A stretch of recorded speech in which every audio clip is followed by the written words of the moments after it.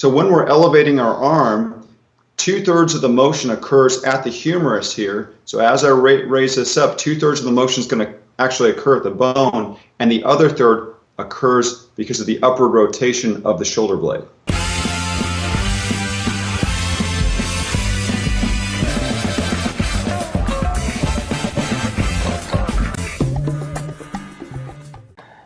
Welcome back, my friends, to another episode of AOB Experts. Today, I'm really excited about our guest today.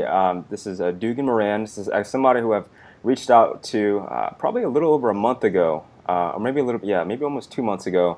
He's going to talk to us a little bit about Cross Symmetry, the story, and then it's a really interesting product. It's really unique, something I haven't really seen before within the baseball community. So, Dugan, thanks for joining us, man. I really appreciate it.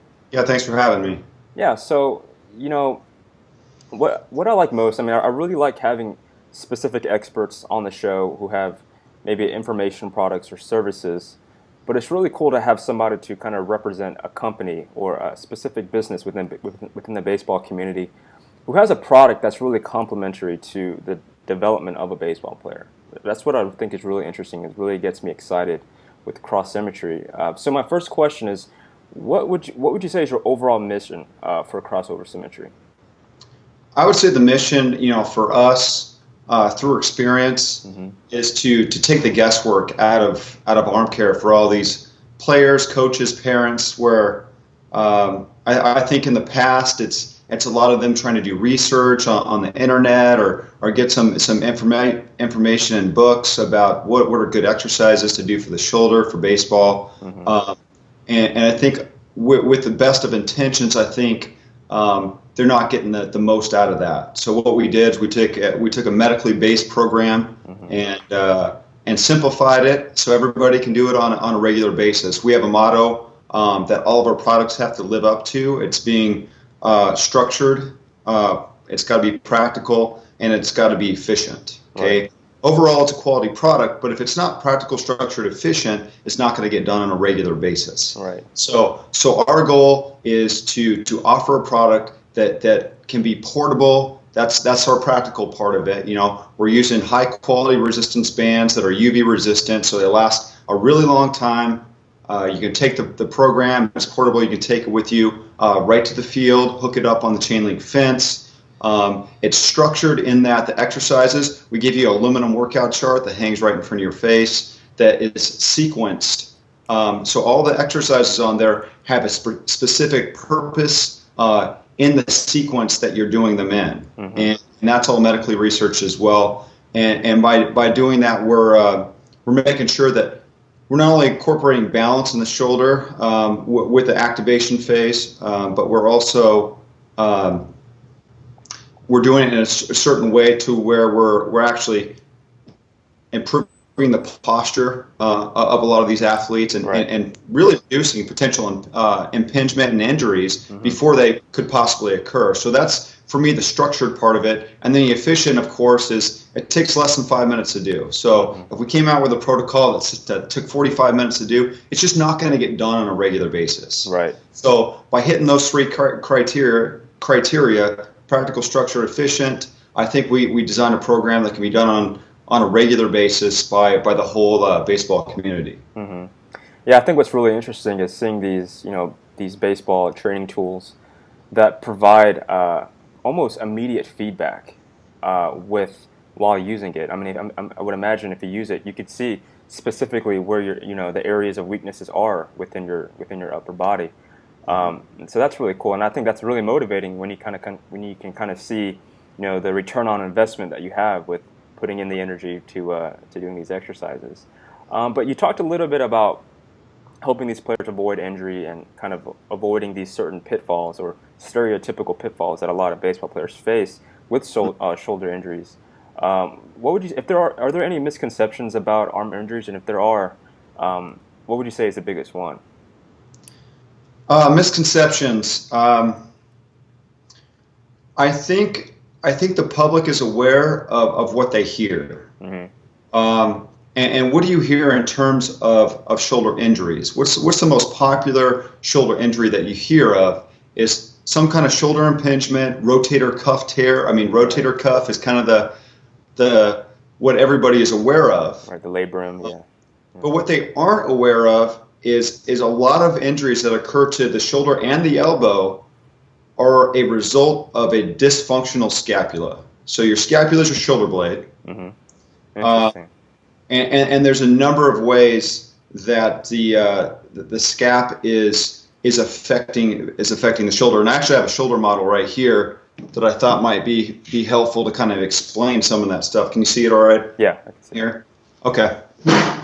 So the first thing when we're talking about scapular dysfunction is you need to understand that the shoulder blade right here, it is the foundation for all movement at the shoulder. And that's what a lot of people don't understand is the biomechanics of how this works within the throwing motion. So let me just kind of do some basic kind of anatomy here real quick. So what you see here is your 4 rotator cuff muscles. You got 2 in the back, you got 1 superior here, and you have your subscap in the front. Okay, so this is your collarbone coming across. Right. And what a lot of people need to understand is there is one bony attachment via your SC joint right here where your shoulder is connected to your body. Everything else is connected and is stabilized and moved by muscles. Wow. Okay.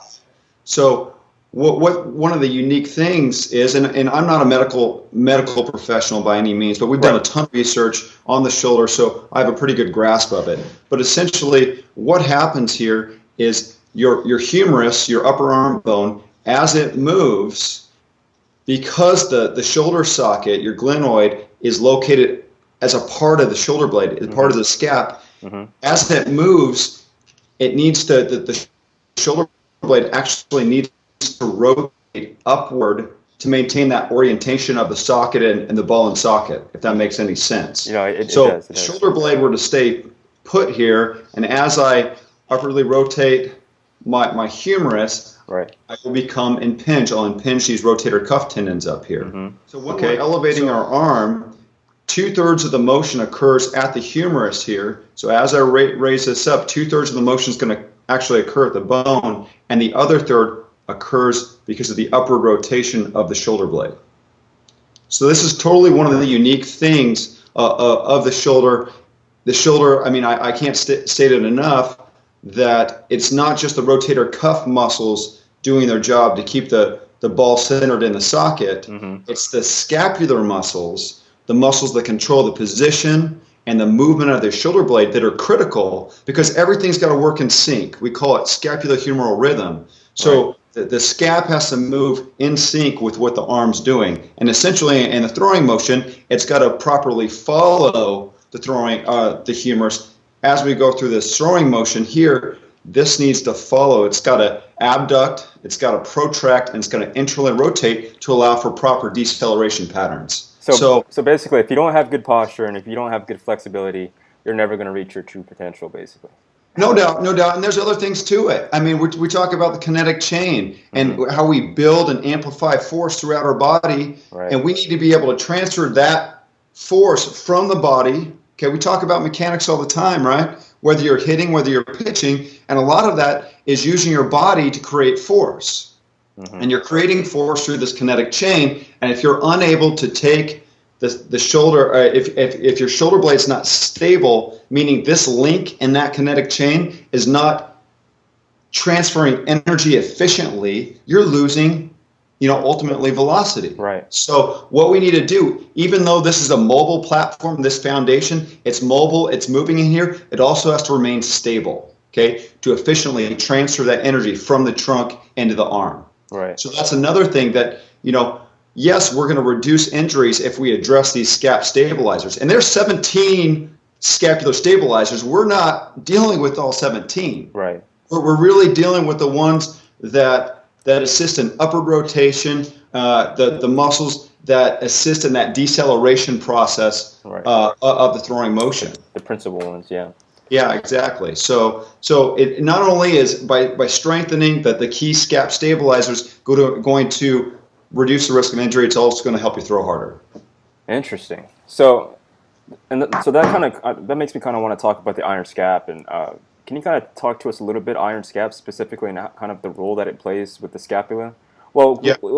technically, you just kind of talked about how the scapula, the role that the scapula plays with arm strength, velocity, and injury prevention. But iron scap is actually a specific module within cross symmetry, right? Is that correct? Crossover Yes. symmetry. Yeah, it's what we call our upgrade to the crossover symmetry system. So the Okay. system, we developed in the mid 2000s. Actually, I was a baseball player, and I kind of go into that a little bit Right. because I think it helps describe why we developed iron scap. Crossover symmetry. I mean, I was a baseball player. I played at University of Washington. I was a position player, and I'm lefty, and I'm not very fast, and I didn't hit for a ton of power. So, and I really wanted to play professional baseball. So I knew that an outfield is with me being pretty slow and slow comparative, but I didn't have a lot of power, so I knew I had to get on the bump if I had any kind of chance. My dad's Right. one of the renowned physical therapists, and he really specializes in shoulders. Okay. So I went to my dad, and previously we didn't do a whole lot of shoulder work together because I wanted to play a position, specifically first base, just not a whole lot of throwing involved there. So Right. I went to him and said, Dad, I need your help here. I need to increase my throwing velocity. I want you to help me design a performance-based shoulder program that's going to help me throw harder. At the time, I was maxing out at 85 from the left side. I mean, that's all I got. And Which isn't bad. I mean, that's not. I mean, it's not bad, Right. but it's not going to get you picked up either. Right. So, so when I was done with college, went there. I dedicated myself. 4 months. I ate perfect. I exercised. I did this program that we designed, and there's a kind of an evolution of the crossover symmetry system was really developed out of that performance-based shoulder program that my dad put me on, and it's really evolved into an even better system now than what I was using back then. But it was really unique on the crossover exercises that he was putting me through because he was having a lot of success with his patients in rehab. But they are more advanced than what he would normally put his patients through. So it's a more advanced program. And ultimately, in 4 months, I went from topping out at 85 to topping out at 92, and I got a chance to play pro ball. So Wow. So from that, we decided to further it. I mean, there was nothing else out there, to my knowledge, that was producing this kind of results. We developed the crossover symmetry system and really professionalized it. And in 2006, we launched that. So we were working with the crossover symmetry program. We were speaking with Major League Baseball teams, and they were using it, loving it. But we continued to do the grassroots, and we were going to baseball tournaments and training a lot of these elite young athletes on our systems. And one of the things that we continued to see was what we call scapular dyskinesis, which is malpositioning and movement of the shoulder blade. So after seeing this over and over and over again, our best estimation of why this is occurring is in today's forward posture world, it's a lot different than it was 15 years ago. Everything we do today on a daily basis is in a forward posture. If we're on our computer, if we're driving, if we're texting, video games, everything, we're forward posture. Right. And we know for elite athletes, we need to reverse that. We need to reverse that forward posture and make sure we get these guys right into a strong position, which optimizes what your rotator cuff is able to do, and it's actually going to allow you to transfer that energy better. So we're like, this is an absolute need. So we started working on the Iron Scap program in 2007, and we finally fully launched it in 2010. And that's one of the things we do with all our products. We test them. We actually tested it with Arizona State University for an entire year before we launched it to the public. So it was tested through and through. And what Iron Scap is the strengthening component to crossover symmetry. So crossover you can use on a daily basis for activation, for recovery. We have our plyometric program, that rhythmic stabilization program. But Iron SCAP is our high-intensity SCAP program. And if you're doing it right, you might be sore in the morning. Right. That's how intense it is. And we bumped up the resistance on some of those scapular stabilizers because they're stronger than your rotator cuff muscles, and you need to use heavier resistance. So when we fully launched that, I mean, the response has been incredible with some of the performance gains that we're seeing with players using Iron SCAP. That's pretty amazing. That really is. All right, so I've got just one last question for you. Actually, two more questions for you. This is a question that I ask every single guest on the show. Obviously, you watch a lot of baseball. You're probably watching a lot of baseball right now with the playoffs. Who's one guy that you just absolutely love watching compete on a daily basis? You know, it's kind of weird timing right now because this has been my favorite player for a long, long time is Mariano Rivera. Okay. Man, I love his preparation. He's just a stand-up human being, and just watching him go out there and compete, you know, with one pitch, you know, at the big league level, and do it in the fashion that he has is really incredible. And I got a quick little story on Mariano. Awesome. So we were starting this system. We have our individual units that were taken out to the field, and then we also had a clinical package, and it's this huge powder-coated unit. It had wall sliders where you can hook up the cords. It had a huge oversized chart, and we were in a number of rehab clinics where they're using that in phase 3 rehab and kind of return to normal life rehab. And we sold a lot of those to the big league teams. So the Yankees purchased one of those units, and then they installed it in their spring training facility in Tampa. And I get a phone call from their Hall of Fame manager, or athletic trainer, excuse me. His name's Gene Monahan. And Gene is he's a staple. Everybody knows Gene. I think he's won 7 World Series or been a part of 7 World Series, 19 postseason teams. He's been their head athletic trainer since 1973. So you can just imagine all those Yankee teams coming through there. Exactly. So he gives me a call on April 1st, and he goes, I need you to overnight me one of those clinical models, the powder-coated units, to Yankee Stadium. And I go, you want me to overnight one of our huge powder-coated units to Yankee Stadium? He's like, yes. Mariano Rivera loves your system. It was in spring training, and he wants it here.